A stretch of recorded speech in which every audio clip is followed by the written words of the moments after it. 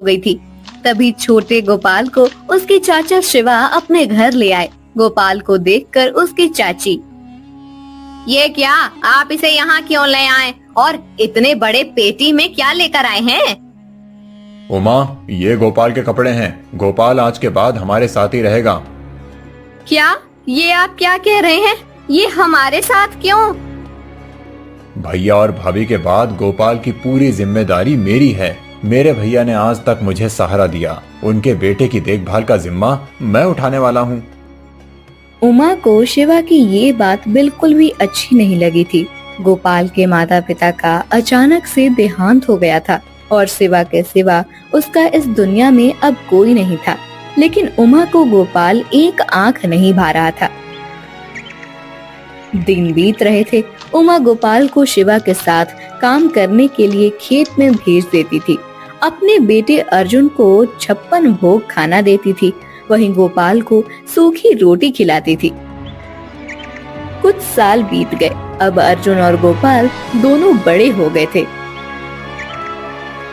एक दिन, ए गोपाल, आज पूरे घर की अच्छे से सफाई कर देना और हाँ, बाद में बाजार में जाकर मैं जो कहूँ वो सब सामान ले आना।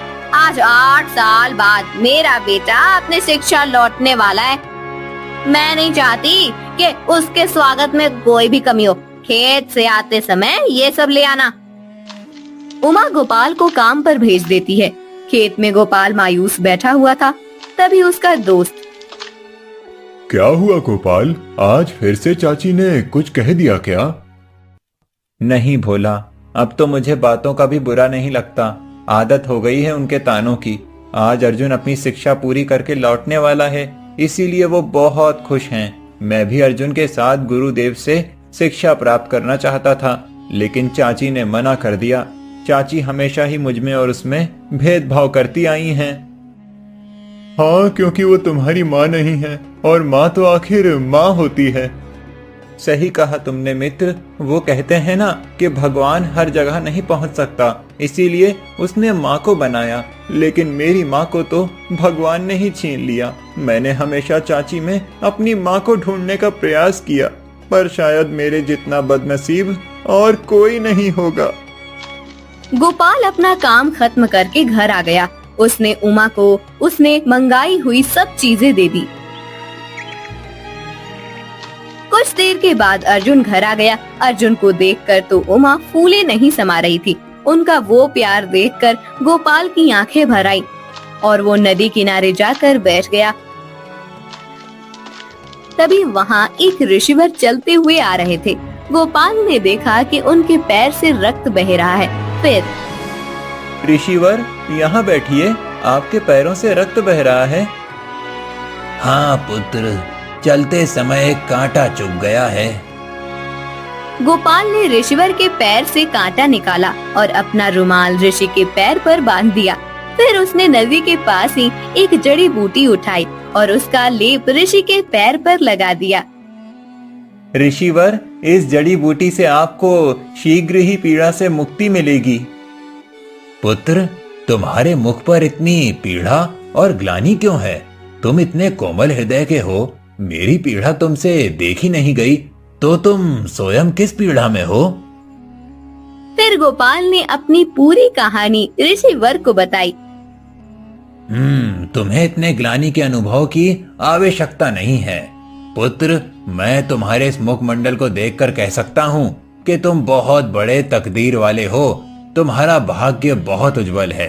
तुम ना सिर्फ खुद अपितु अपने पूरे परिवार का उद्धार करोगे। तुम्हें चिंता करने की कोई आवश्यकता नहीं है।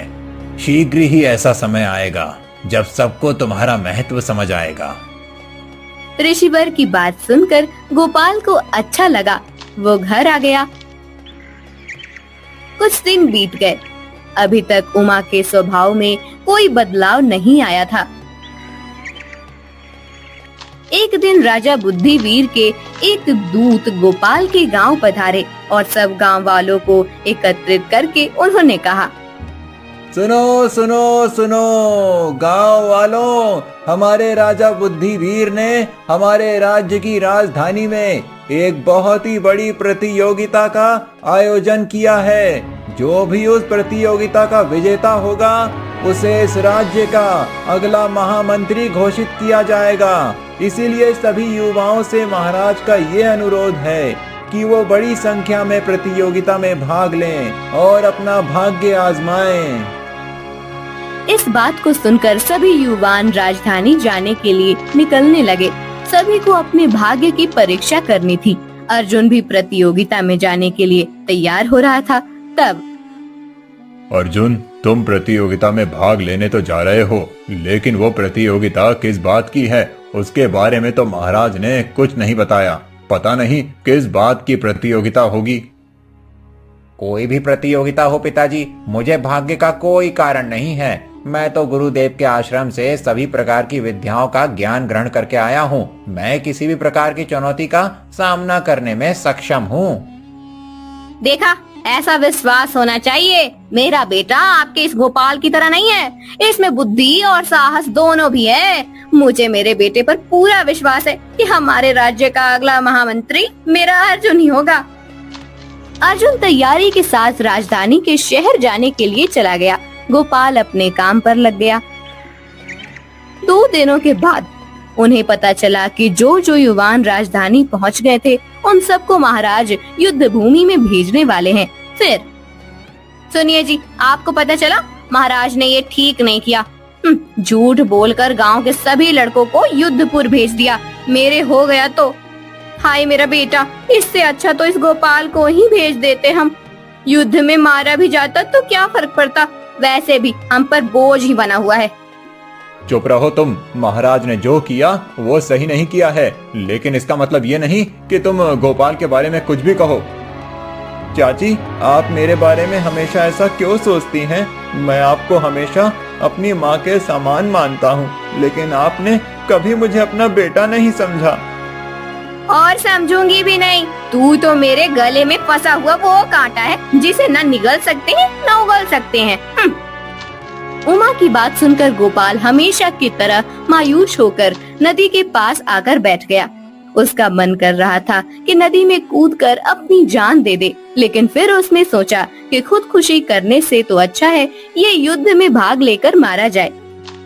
ये सोचकर गोपाल राजधानी में आ गया और दरबार में महाराज बुद्धिवीर के सामने जाकर खड़ा हो गया।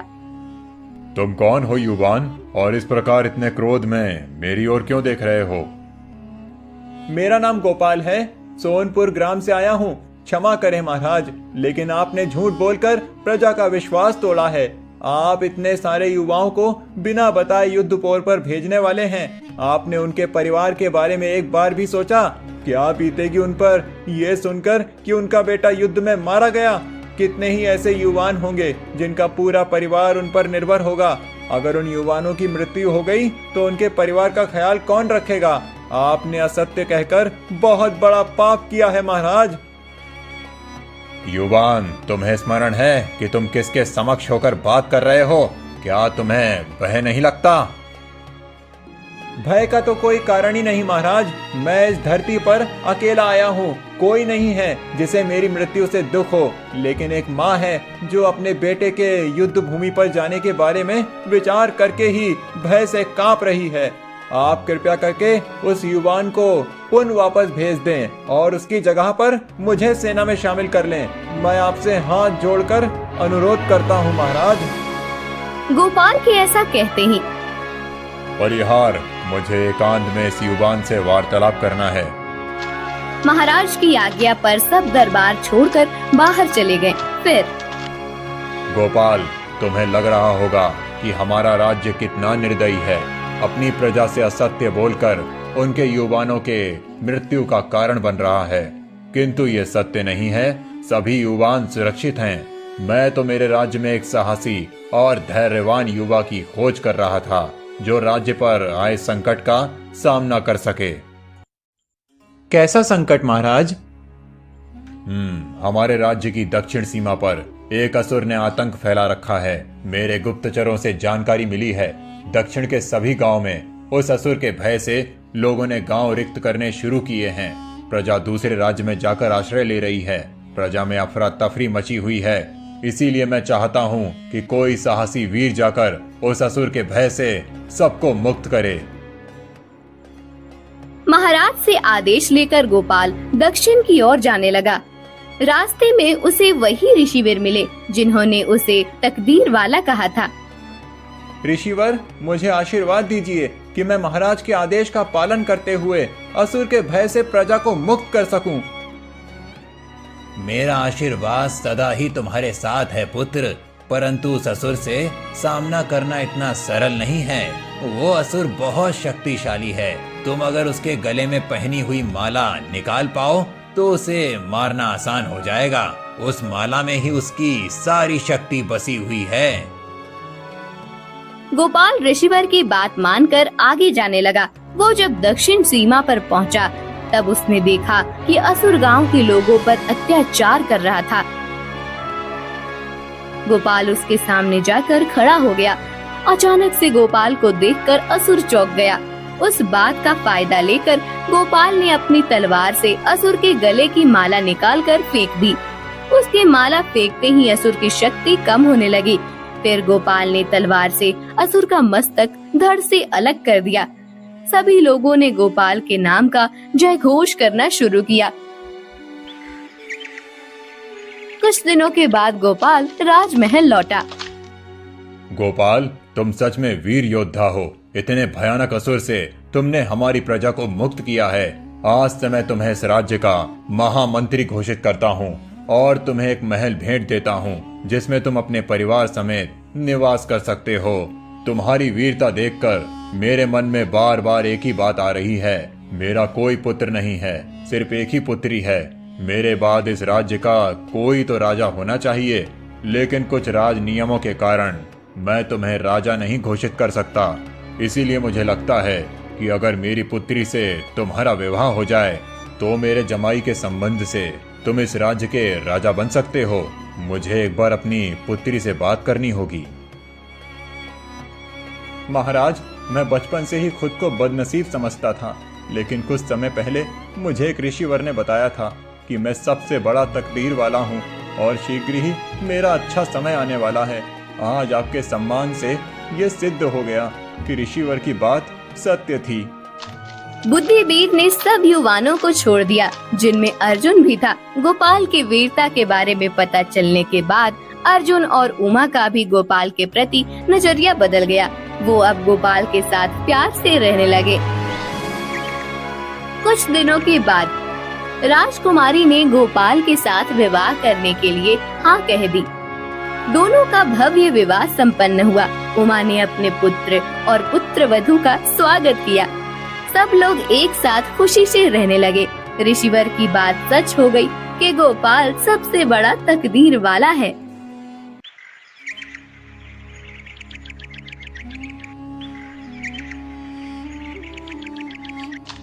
धर्मा धोबी बहुत गरीब था। धर्मा के 3 बच्चे थे। सबसे बड़ा सतनु और 2 बेटियां कमल और सुमन।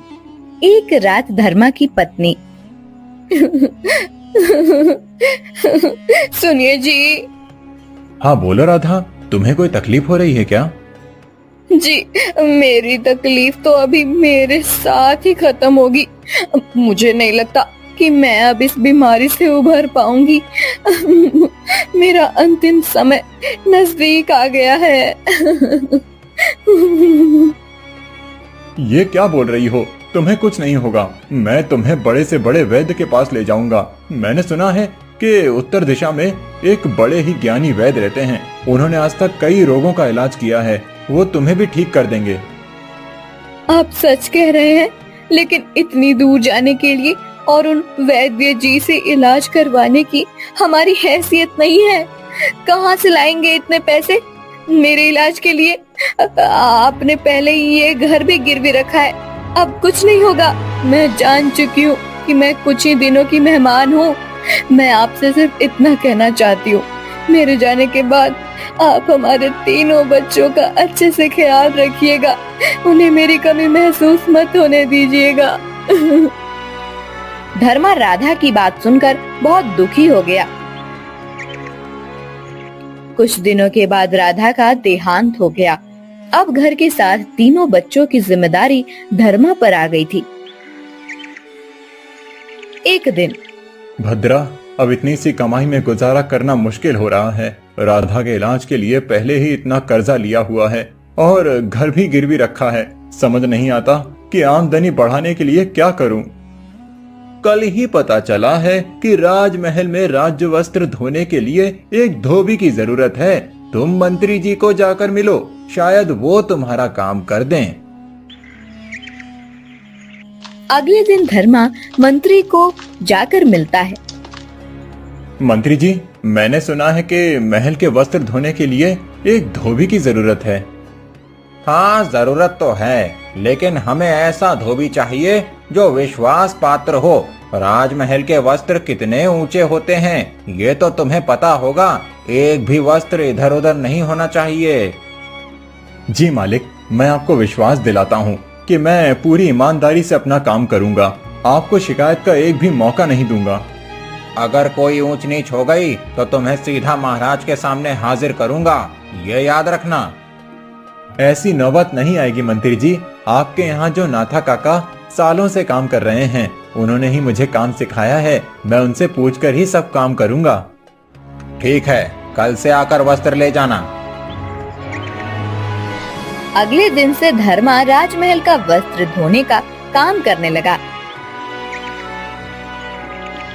एक दिन धर्मा के घर एक योगी बाबा आए। वत्स, भूखा हूँ, कुछ खाना खिलाओ। आइए बाबा, यहाँ बैठिए, मैं अभी आपके लिए कुछ खाने को लाता हूँ। धर्मा योगी बाबा को बिठाकर भीतर चला गया। उसने अपनी पूरी रसोई में ढूंढा, लेकिन बाबा जी का पेट भर सके इतना पर्याप्त खाना उसके पास नहीं था। धर्मा ने एक डिब्बे देखा, 2 रोटियां बन सके उतना ही आटा बाकी था। धर्मा ने उस आटे की कटोरियां बनाई। फिर बाबा जी क्षमा करें, लेकिन मेरे पास आपका पेट भर सके उतना पर्याप्त खाना नहीं है। जो आटा बचा था उसकी 2 रोटियां बनाई हैं, इसे खाकर मुझे कृतार्थ करें। तुम्हें क्षमा मांगने की आवश्यकता नहीं है। इतना खाना मेरे लिए पर्याप्त है, और ये खाना मेरे लिए पर्याप्त है या नहीं, इससे महत्वपूर्ण ये है कि तुमने अपने या अपने परिवार के बारे में विचार ना करते हुए घर में जितना भी खाना था वो मुझे दिया। तुम सत्य में एक दयावान मनुष्य हो। तुम्हारे छोटे छोटे बालक हैं, परंतु फिर भी तुमने एक भी बार विचार नहीं किया कि अगर सारा खाना बाबा जी को दे दिया तो वो बालक भूखे रह जाएंगे। मैं तुमसे अति प्रसन्न हूँ वत्स। आपका आभार योगी बाबा, लेकिन मैं क्या करूं? इस गरीबी से जितना छुटकारा पाने की कोशिश करता हूं, उतनी ये बढ़ती ही रहती है। इसका एक ही उपाय है वत्स, शिक्षा। शिक्षा ही तुम्हारे परिवार को इस गरीबी से बाहर ला सकती है। तुम्हारे इस पुत्र को अच्छी शिक्षा दो, ताकि ये आगे जाकर कुछ ऐसा काम कर सके जिससे वो तुम्हारे परिवार की सहायता कर सके। लेकिन बाबा जी, हमें कौन शिक्षा देगा? हम गरीबों को शिक्षा लेने के नाम पर भी उपहास का पात्र बनाया जाता है, और शिक्षा इतनी महंगी होती है कि मैं मेरे बेटे को पढ़ा नहीं सकता।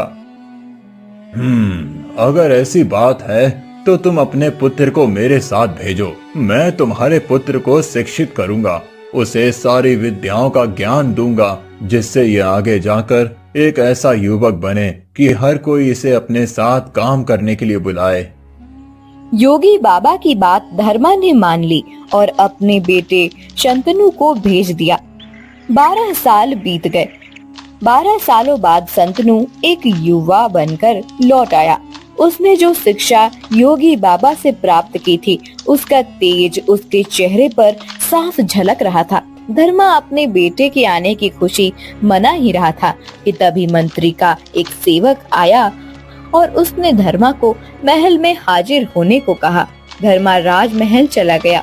फिर महाराज, ये वही धोबी है जिसने राजमहल के वस्त्रों की चोरी की है।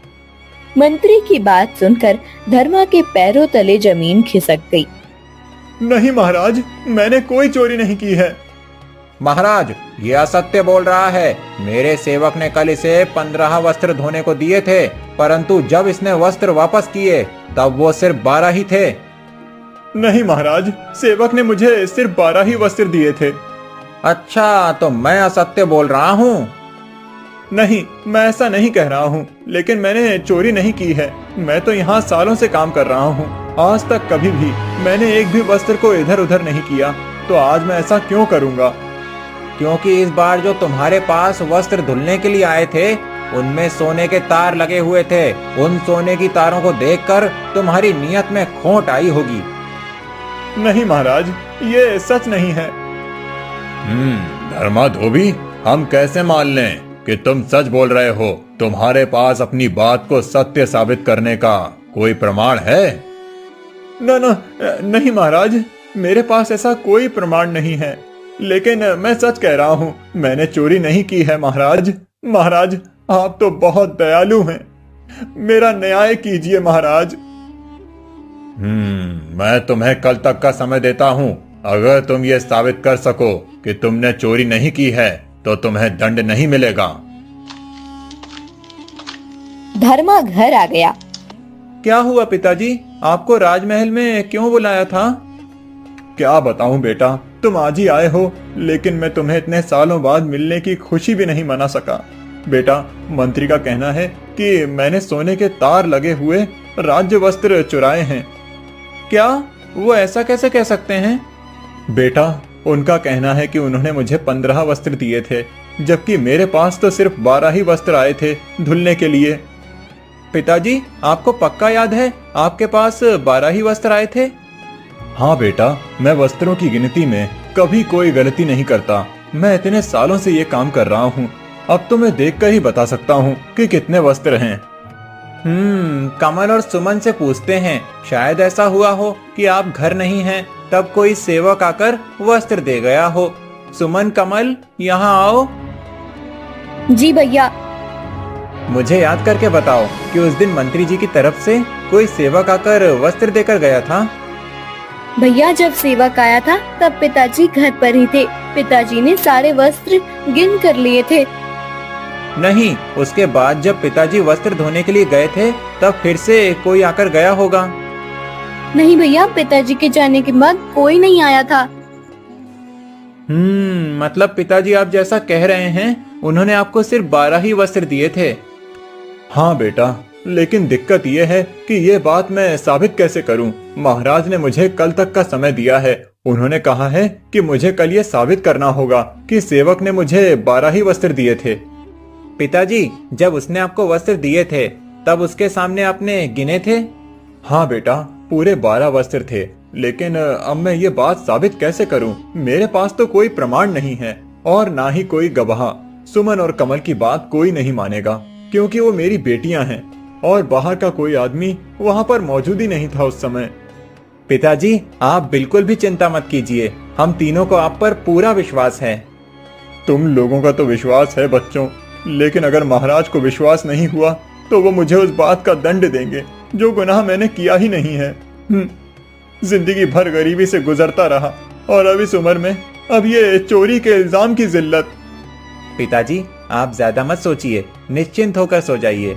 मैं योगी बाबा के पास से शिक्षा प्राप्त करके आया हूँ और अब मुझे उस शिक्षा का प्रयोग आपको न्याय दिलाने में करना होगा। कल ही मैं आपके साथ राजमहल में चलता हूँ, फिर देखना क्या होता है। अगले दिन धर्मा के साथ संतनु राज दरबार में पहुंचता है। दरबार में महाराज के साथ मंत्री और बाकी सब मौजूद होते हैं। धर्मा, कल मैंने तुम्हें कहा था कि अपनी बेगुनाही का प्रमाण लेकर आना। तुम ऐसा कोई प्रमाण लाए हो? महाराज की जय हो। महाराज, मैं धर्मा धोबी का बेटा शांतनु हूँ। मैं प्रमाणित करूँगा कि मेरे पिताजी बेगुनाह हैं और उन्होंने चोरी नहीं की है। अच्छा, ऐसा कौन सा प्रमाण है तुम्हारे पास? महाराज, मुझे मंत्री जी से बात करनी है। मंत्री जी आपसे कह रहे हैं कि आपके सेवक ने पिताजी को 15 वस्त्र दिए थे, लेकिन पिताजी कह रहे हैं कि उन्हें सिर्फ 12 ही वस्त्र मिले। तो आपके सेवक के पास कोई प्रमाण है कि वो सच बोल रहा है? युवान, तुम्हारा इतना दुस्साहस कि तुम राज्य के मंत्री के सेवक पर संदेह करो। हम सभी सेवकों को जांच परख कर ही काम सौंपते हैं। मेरा सेवक कभी असत्य नहीं कह सकता। तुम्हारे पास कोई प्रमाण या साक्षी हो तो बताना। हाँ, मेरे पास एक साक्षी है। लेकिन मंत्री जी, जब मैंने धोबी को वस्त्र दिए तब वहाँ उनकी बेटियों के सिवा और कोई नहीं था सेवक, सिर्फ तुम इस बात को नहीं देख पाए। महाराज, हमारे घर के बाहर एक पेड़ है, वो इस बात का साक्षी है कि मेरे पिताजी सच बोल रहे हैं। क्या? एक पेड़? लगता है तुम्हारी मति भ्रष्ट हो गई है युवान। एक पेड़ किसी बात का साक्षी कैसे हो सकता है? पेड़ क्या यहाँ आकर सच बताएगा? नहीं, पेड़ यहाँ नहीं आ सकता, इस बात को मैं मानता हूँ। लेकिन अगर हम पेड़ के पास चले जाएं, तो वो पेड़ सब कुछ सच बता देगा। ये कैसे संभव है? कोई पेड़ बोल कैसे सकता है? महाराज, मैंने 10 वर्षों तक एक योगी बाबा के पास शिक्षा ग्रहण की है। उन्होंने मुझे अपनी योग माया भी सिखाई है। उसी योग माया का उपयोग करके मैं किसी भी अचल वस्तु को बोलने की शक्ति प्रदान कर सकता हूँ। हम सब मेरे घर के बाहर जो पेड़ है उसके सामने जाते हैं। मैं अपनी योग विद्या का उपयोग करता हूँ, फिर सारा सच पेड़ खुद ही आपको बता देगा। क्या सच में ऐसा हो सकता है? हाँ महाराज, योगी बाबा बड़े ही ज्ञानी हैं। उनके पास तंत्र मंत्र, योग माया और बहुत सी विद्याएं हैं जो उन्होंने मुझे सिखाई हैं। आप कृपया कर चलिए मेरे साथ। संतनु की बात सुनकर राजा सबसे चलने को कहता है। उसे चलता मंत्री को डर लगने लगता है। महाराज, आपको इतनी दूर जाने की कोई आवश्यकता नहीं है। मुझे अभी याद आया कि सेवक ने 12 ही वस्त्र दिए थे। वो 3 वस्त्र तो मेरे कक्ष में ही छूट गए थे। मंत्री, ये बात आप अभी बता रहे हैं? आपकी वजह से आज मेरे हाथ एक बेगुनाह को सजा हो जाती। महाराज, वो मुझे स्मरण नहीं था। अच्छा, तो आपको ठीक उसी समय पर इस बात का स्मरण कैसे हुआ? महाराज, कहीं मंत्री जी कोई बात छुपा तो नहीं रहे हैं? मैं भला क्या छुपाऊंगा? मैंने जो भी सत्य है वही कहा है। महाराज देखिए, इनकी लड़खड़ाती हुई जुबान ही इस बात का प्रमाण है कि मंत्री जी कुछ छुपा रहे हैं। तुम सही कह रहे हो युवान। मंत्री, सत्य क्या है? हमें अभी इसी क्षण बताओ। महाराज, मुझे क्षमा करना। सत्य तो ये है कि वो वस्त्र मैंने ही चुराए थे। मैंने उस वस्त्र के सोने के तार निकालकर उसके आभूषण बनाए हैं। उस वस्त्र को देखकर मेरे मन में लोभ आ गया था। मंत्री, आपने चोरी की और उसका सारा दोष एक बेचारे धोबी पर डालने का प्रयास किया। मैं इसी क्षण आपको राज्य से निष्कासित करता हूँ। मंत्री चला जाता है।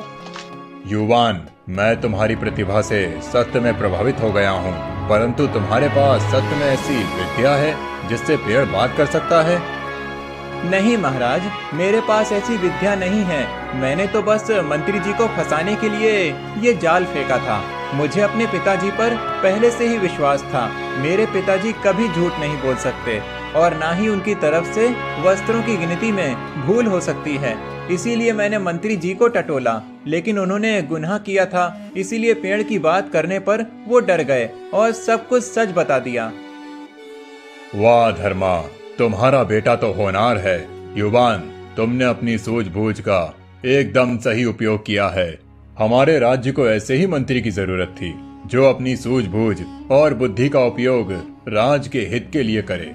युवान, मैं तुम्हें आज से ही इस राज्य का मंत्री नियुक्त करता हूँ। धर्मा, आज से तुम अपने पुत्र और अपने परिवार के साथ मंत्री कक्ष में रहोगे। महाराज चले जाते हैं। अगले ही दिन संतनु अपने बहनों और धर्मा के साथ राजमहल में अपने कक्ष में रहने चला जाता है। अच्छी शिक्षा की प्राप्ति से एक गरीब का पूरा जीवन संवर जाता है।